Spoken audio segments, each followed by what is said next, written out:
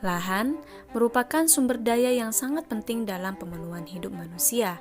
Segala aktivitas manusia dapat berjalan karena adanya lahan sebagai ruang kehidupan.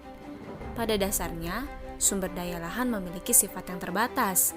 Meskipun kualitas sumber daya lahan dapat ditingkatkan, namun kuantitasnya di setiap daerah relatif tetap, sehingga akan ada trade-off dalam penggunaan lahan yang disesuaikan dengan peruntukannya.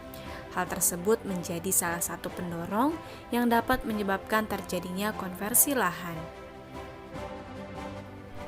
Apakah kalian tahu apa yang dimaksud dengan konversi lahan? Konversi lahan merupakan perubahan fungsi sebagian atau seluruh kawasan lahan dari fungsinya semula atau seperti yang direncanakan menjadi fungsi lain yang membawa dampak negatif atau masalah terhadap lingkungan dan potensi lahan tersebut.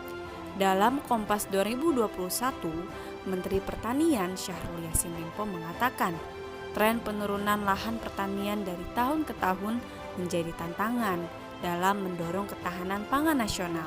Padahal ada 270 juta penduduk Indonesia yang perlu dipenuhi kebutuhan pangannya.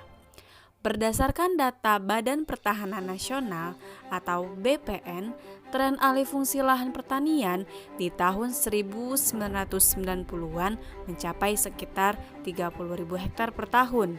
Namun, pengalihan fungsi lahan ini semakin meningkat menjadi sekitar 110.000 hektar di tahun 2011 dan mencapai 150.000 hektar di tahun 2019.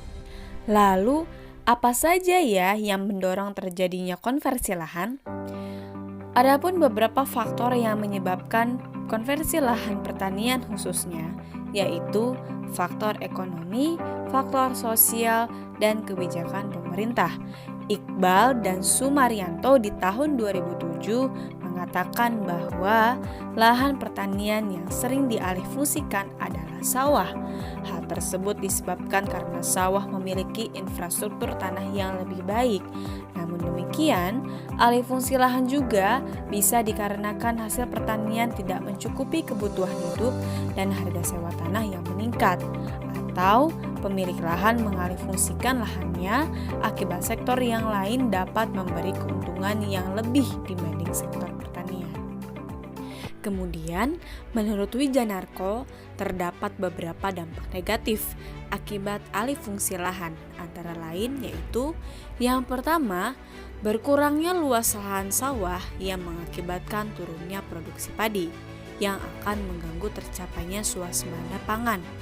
Yang kedua, berkurangnya luas sawah yang mengakibatkan bergesernya lapangan kerja dari sektor pertanian ke non-pertanian, di mana tenaga kerja lokal nantinya akan bersaing dengan pendatang. Dampak sosial ini akan berkembang dengan meningkatnya kecenderungan sosial masyarakat setempat terhadap pendatang yang nantinya akan berpotensi meningkatkan konflik sosial. Yang ketiga, investasi pemerintah dalam pengadaan sarana dan prasarana pengairan menjadi tidak optimal.